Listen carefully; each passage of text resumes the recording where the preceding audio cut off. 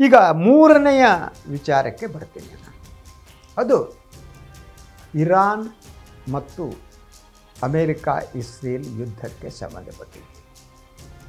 ಈ ಯುದ್ಧದ ಬಗ್ಗೆ ನಾನು ನಿನ್ನೆನೂ ಮಾತನಾಡಿದೆ, ಮೊನ್ನೆನೂ ಮಾತನಾಡಿದೆ. ಅದಲ್ಲ, ನಿನ್ನೆ ಜೈಶಂಕರ್ ಅವರು, ಭಾರತದ ವಿದೇಶಾಂಗ ಸಚಿವರು, ಏನು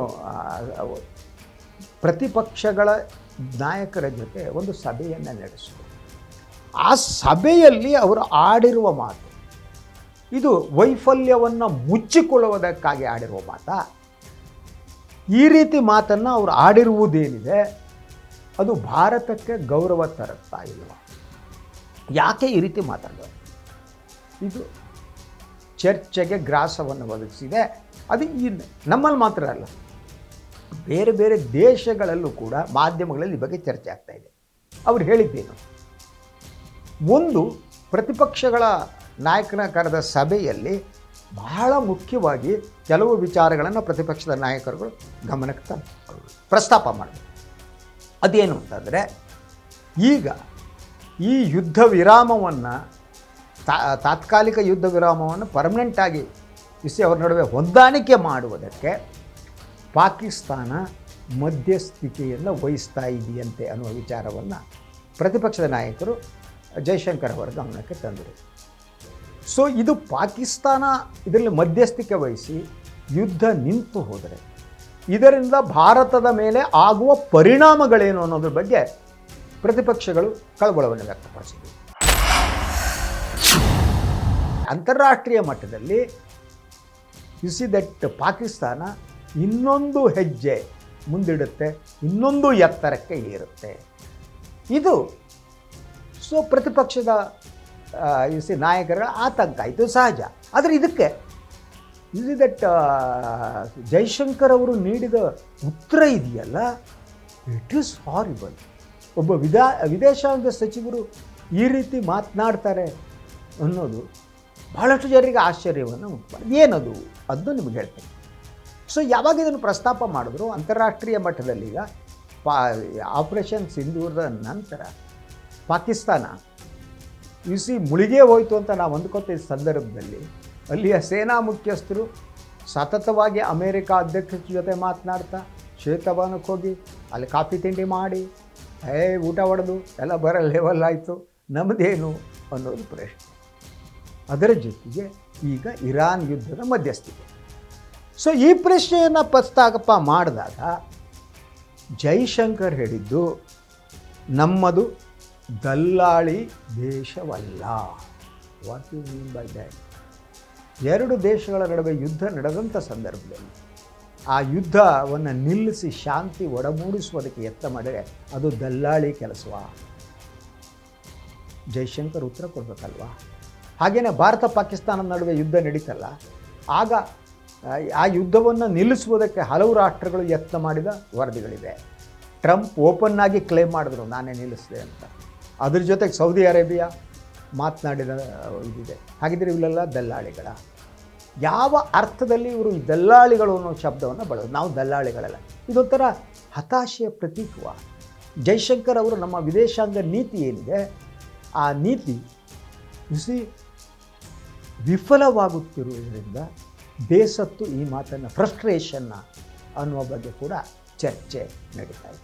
ಯಾಕಂದರೆ ಅವರ ಮಾತು ಹಾಗೆ. ಅದರ ಜೊತೆಗೆ ದರ್ ಟ್ರೈಮ್ ಯಾವ ರೀತಿ ಟ್ರೈ ಮಾಡ್ತಾರೆ ಅಂತ ನಿಮಗೆ ಹೇಳ್ತೀನಿ. 2 ದಿನಗಳ ಹಿಂದೆ ಒಂದು ಸುದ್ದಿ ಬಂತು, NDTVಯಲ್ಲಿ ಬಂದದ್ದು. ವಿಶ್ವದಲ್ಲಿ ಮೋದಿಯವರನ್ನೇ ವಿಶ್ವ ಗುರು, ಮಹಾನ್ ಗುರು ಅಂತ ಹೇಳ್ಬಿಟ್ಟು ಪರಿಗಣಿಸಲಾಗಿದೆ ಅಂತ ಒಂದು ಸಣ್ಣ ಸಂಸ್ಥೆ, ಆ ಸಂಸ್ಥೆ ಹತ್ರ ಒಂದು ಸರ್ವೆ ಮಾಡಿಸಿದ್ದಾರೆ. ಆ ಸರ್ವೆ ಯಾಕೆ ಅದು ಮಾಡ್ತು, ಎಲ್ಲೆಲ್ಲಿ ಮಾಡ್ತು ಅನ್ನೋದು ಡಿಫ್ರೆಂಟ್ ಇಶ್ಯೂ, ಅದು ನಾನು ಹೇಳಕ್ಕೆ ಹೋಗಲ್ಲ. ಆ ಸಂಸ್ಥೆ ಯಾವುದೇ ಬೋರ್ಡಿಗಿಲ್ದಿರೋ ಸಂಸ್ಥೆ ಹತ್ರ ಮಾಡಿ ಅದನ್ನು ಮಾಧ್ಯಮದಲ್ಲೆಲ್ಲ ಬಿಟ್ಟು ಮೋದಿಯವರ ಇಮೇಜನ್ನು ಇನ್ನೂ ವೃದ್ಧಿಸುವ ಯತ್ನವನ್ನು ಮಾಡುವ ಅಗತ್ಯ ಆಯಿತಾ? ಅಂದರೆ ಈ ಇರಾನ್ ಯುದ್ಧ ಪ್ರಾರಂಭವಾದ ಮೇಲೆ ವಿಶ್ವದ ಯಾವ ರಾಷ್ಟ್ರ ಕೂಡ ಭಾರತವನ್ನು ಗಂಭೀರವಾಗಿ ಪರಿಗಣಿಸದ ಸ್ಥಿತಿಗೆ ನಾವು ಬಂದಿದ್ದೀವಲ್ವ. ಅದರಿಂದ ಹೊರಗೆ ಬರೋದಕ್ಕೆ, ಮೋದಿ ಇಮೇಜನ್ನು ಬಿಲ್ಡ್ ಮಾಡೋದಕ್ಕೆ ಯಾವುದೋ ಸಂಸ್ಥೆಯಿಂದ ಈ ಸರ್ವೆಯನ್ನು ಮಾಡಿಸಲಾಗಿತ್ತು ಅನ್ನೋ ಆರೋಪವನ್ನು ರಾಜಕೀಯ ವಿಶ್ಲೇಷಕರು ಮಾಡ್ತಿದ್ದಾರೆ. ನೀವು ಬೇರೆ ಬೇರೆ ನೀವು ಯೂಟ್ಯೂಬ್ ಚಾನಲ್ಗಳಲ್ಲಿ ಬೇರೆ ಬೇರೆ ಚಾನಲ್ಗಳಲ್ಲಿ ಬರ್ತಾಯಿದೆ ಈ ಕಾರಣಕ್ಕೆ ಮಾಡಿಸಿದ್ರು ಅಂತ. ಸೊ ಅಂದರೆ ಯಾವುದು NDTV ಇದೆ ಅದು ಯಾರಿಗೆ ಸೇರಿದ್ದು ಗೊತ್ತಲ್ವ, ಗೌತಮ್ ಅದಾನಿ ಅವರು ಅವ್ರ ಸ್ನೇಹಿತರು ಹೆಲ್ಪ್ ಮಾಡೋಕ್ಕೆ ಮಾಡಿದ್ರು ಅಂತ ಹೇಳಲಾಗ್ತಾಯಿದೆ. ಭಾಳ ಮುಖ್ಯವಾಗಿ ಮೋದಿ ಟ್ರಂಪ್ ಜೊತೆ ಮಾತನಾಡಿದ್ರ ಬಗ್ಗೆ ನಮ್ಮ ಮಾಧ್ಯಮಗಳು ಅದಕ್ಕೇನು ಅತಿ ಹೆಚ್ಚಿನ ಒಂದು ಪ್ರಚಾರವನ್ನು ಕೊಡ್ತಾಯಿದೆ ಮತ್ತು ವಿಶ್ವಗುರುವ ಮೋದಿ ಆದ್ದಕ್ಕಾಗಿ ಮೋದಿಯವರನ್ನು ಕೇಳ್ತಿದ್ದಾರೆ ಅನ್ನುವ ಮಾತನ್ನು ಆಡಲಾಗ್ತದೆ. ಅದರ ನಿಜ ಏನು? ಯುದ್ಧ ನಡೆದ 23 ದಿನಗಳ ನಂತರ ಮೋದಿಯವರಿಗೆ ಟ್ರಂಪ್ ಅವ್ರ ಫೋನ್ ಬರುತ್ತೆ. ಅದಕ್ಕೂ ಮೊದಲು ವಿಶ್ವದ ಎಲ್ಲ ರಾಷ್ಟ್ರಗಳ ಜೊತೆಗೆ ಅವ್ರು ಮಾತನಾಡಾಗಿದೆ. ಯುರೋಪ್ ಜೊತೆಗೆ ಮಾತನಾಡಿದ್ದಾರೆ, ಇಂಗ್ಲೆಂಡ್ ಇವ್ರ ಹತ್ರ ಮಾತನಾಡಿದ್ದಾರೆ, ಯುರೋಪಿನ ಬೇರೆ ಬೇರೆ ರಾಷ್ಟ್ರಗಳ ಜೊತೆ ಮಾತಾಡಿದ್ದಾರೆ, ಯಾವುದೋ ಸಣ್ಣ ಪುಟ್ಟ ಗಿನ್ಲ್ಯಾಂಡ್ ಅಂತ ದೇಶದ ಜೊತೆ ಮಾತನಾಡಿದ್ದಾರೆ, ಪಾಕಿಸ್ತಾನ ಜೊತೆ ಮಾತಾಡಿದ್ದಾರೆ, ಮುಲ್ಲಾ ಮುನೀರ್ ಜೊತೆ ಮಾತನಾಡಿ ಮುಗಿದಿದೆ. ಎಲ್ಲ ಮಾತನಾಡಿ ಮುಗಿಸಿದ್ಮೇಲೆ ಕೊನೆಗೆ ಮೋದಿಯವರಿಗೆ ಒಂದು ಫೋನ್ ಮಾಡಿದ್ದಾರೆ. ಅದಕ್ಕೆ ಕೊಡ್ತಾ ಇರುವ ಪ್ರಚಾರ ಯಾವ ರೀತಿ ಅಂತಂದರೆ ಏನೋ ಮಹಾನ್ ಚರ್ಚೆ ನಡೆದು ಏನೋ ಯುದ್ಧವನ್ನು ನಿಲ್ಲಿಸುವ ಸ್ಥಿತಿ ಮೋದಿಯವರಿಗೆ ಟ್ರಂಪ್ ಸಲಹೆ ಕೊಟ್ಟರೇನೋ ಬೇಡಿಕೊಂಡ್ರೇನೋ ಅನ್ನುವ ರೀತಿ ಮಾಧ್ಯಮಗಳಲ್ಲಿ ಭಾರತೀಯ ಮಾಧ್ಯಮಗಳಲ್ಲಿ ಬರ್ತಾಯಿದೆ. That is wrong. ಭಾರತ ಇದೆಯಲ್ಲ, ಇದು ವಿಶ್ವದ 10 ರಾಷ್ಟ್ರಗಳಲ್ಲಿ ಪ್ರಮುಖ ರಾಷ್ಟ್ರಗಳಲ್ಲಿ ಬಂದು ನ್ಯೂಕ್ಲಿಯರ್ ಪವರ್, ಅತಿ ದೊಡ್ಡ ರಾಷ್ಟ್ರ, ಅತಿ ದೊಡ್ಡ ಡೆಮಾಕ್ರಸಿ. ಇಂತಹ ದೇಶದ ಜೊತೆ ಟ್ರಂಪ್ ಮೊದಲೇ ಮಾತನಾಡಬೇಕಾಗಿತ್ತು. ಆದರೆ ಟ್ರಂಪ್ ಗೊತ್ತಲ್ವ, ಟ್ರಂಪೇ ಅವ್ರು ಯಾವಾಗಲ ಅದಕ್ಕೆ ನಾವು ಹೆಮ್ಮೆಯಿಂದ ಕುಣಿದಾಡಬೇಕಾದ ಸ್ಥಿತಿ ಏನೂ ಇಲ್ಲ. ಅದರ ಜೊತೆ ಏನು ಗೊತ್ತಾ, ಈ ದಲ್ಲಾಳಿ ಅನ್ನೋದಿದೆಯಲ್ಲ, ದಲ್ಲಾಳಿ ಅನ್ನೋದನ್ನು ಯಾವ ಅರ್ಥದಲ್ಲಿ ಬಳಸಲಾಗುತ್ತೆ ನಾವು. ದಲ್ಲಾಳಿ ಅದು ಹಿಂದಿ ಮೂಲ, ನಾವು ಕನ್ನಡದಲ್ಲೂ ದಲ್ಲಾಳಿಗಳು ಅಂತ, ಮಧ್ಯವರ್ತಿಗಳು, ದಲ್ಲಾಳಿಗಳು. ಅದು ಈವನ್ ಹಿಂದಿಯಲ್ಲಿ ದಲ್ಲಾಳಿಗಳಿಗೆ ಪಿಂಪ್ ಅನ್ನುವ ಅರ್ಥ ಕೂಡ ಇದೆ. ಅಂದರೆ ಈ ದಲ್ಲಾಳಿ ಕೆಲಸಕ್ಕೆ ಭಾರತ ಯಾವತ್ತೂ ಕೈ ಹಾಕಿಲ್ವಾ? ಯಾವಾಗ ರಷ್ಯಾ ಮತ್ತು ಯುಕ್ರೇನ್ ನಡುವೆ ಯುದ್ಧ ನಡೆದಂಥ ಸಂದರ್ಭದಲ್ಲಿ ನಾವು ಮಧ್ಯಪ್ರವೇಶ ಮಾಡಿ ಯುದ್ಧವನ್ನು ತಡಿತೀವಂತ ಮುಂದೆ ಭಾರತ ಹೋಗಿರಲಿಲ್ವಾ? ಉತ್ತರ ಕೊಡಬೇಕು ಜಯಶಂಕರ್. ಹಾಗೆ ಹೋದಂಥ ಸಂದರ್ಭದಲ್ಲಿ ರಷ್ಯಾ ಯುಕ್ರೇನ್ ಯಾಕೆ ಒಪ್ಪಿಲ್ಲ? ನಂತರ ಟರ್ಕಿ ಮಧ್ಯಪ್ರವೇಶ ಮಾಡೋದಕ್ಕೆ ಯತ್ನ ಮಾಡ್ತಲ್ಲ, ಆಗ ನಾವು ಮಾಡೋದಕ್ಕೆ ಹೋದರೆ ಅದು ದಲ್ಲಾಳಿ ಕೆಲಸ ಆಗ್ತಿರಲಿಲ್ವ? ಯಾವ ಅರ್ಥದಲ್ಲಿ ಅದನ್ನು ದಲ್ಲಾಳಿ ಕೆಲಸ ಅಂತ ಹೇಳ್ತಾರೆ? ಈ ಪ್ರಶ್ನೆಗೆ ಜಯಶಂಕರ್ ಉತ್ತರ ಕೊಡಬೇಕು. ಅದ್ರ ಜೊತೆಗೆ ಇದೆ ಇನ್ನವರ ಡಿಪ್ಲೊಮಸಿ.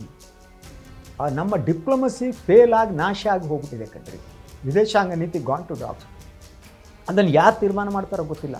ಮೋದಿಯವರು ಸ್ವಂತ ತೀರ್ಮಾನ ತಗೋತಾರ, ಜೈಶಂಕರ್ ಅವರು ತೀರ್ಮಾನ ತಗೋತಾರ, ಅಥವಾ BJP ಯಾರು ತೀರ್ಮಾನ ತಗೋತಾರ, RSSನವ್ರು ಯಾರು ತೀರ್ಮಾನ ತಗೋತಾರ, ಮೋಹನ್ ಭಾಗವತ್ ತೀರ್ಮಾನ ತಗೋತಾರ, ಕೇಶವ್ ಕೃಪಲಾಲ್ ಯಾರ ತೀರ್ಮಾನ ತಗೋತಾರ ಗೊತ್ತಿಲ್ಲ. ಒಟ್ಟಾರೆ ನಮ್ಮ ವಿದೇಶಾಂಗ ನೀತಿ ಪೂರ್ಣ ಕುಸಿದು ಹೋಗಿದೆ. ಅದಕ್ಕಾಗಿ ಜೈಶಂಕರ್ ಈ ದಲ್ಲಾಳಿ ಅಂತ ಮಾತನಾಡೋಕ್ಕೆ ಪ್ರಾರಂಭ ಮಾಡಿದ್ದಾರೆ. ಇದು ಫೇಲ್ಯೂರ್, ವೈಫಲ್ಯದ ಲಕ್ಷಣ ಅಂತ. ಆದರೆ ಇದು ನಮ್ಮ ವೈಫಲ್ಯ ಆದರೂ ನಮಗಿರುವ ಆತಂಕ ಏನು ಗೊತ್ತಾ? ಭಾರತೀಯರಾಗಿ ಪಾಕಿಸ್ತಾನ ಈ ದಲ್ಲಾಳಿ ಕೆಲಸದಲ್ಲಿ ಇವ್ರು ಹೇಳಿದಾಗೆ ಯಶಸ್ವಿ ಆಗ್ಕೊಡ್ಬೋದು. ಅದಾದರೆ ಪಾಕಿಸ್ತಾನ ಇನ್ನೊಂದು ಎತ್ತರ ಮೇಲೆ ಏಳುತ್ತೆ. ಅದು ಭಾರತದ ಹಿತದೃಷ್ಟಿಯಿಂದ ಒಳ್ಳೆಯದಲ್ಲ. ಭಾರತದ ವಿದೇಶಾಂಗ ನೀತಿಯಲ್ಲಿ ನಮ್ಮ ಸರ್ಕಾರ ಫೇಲ್ ಆಗೋದು ಬೇರೆ, ಅದು ಟೀಕೆ ಮಾಡೋಣ ನಾವು.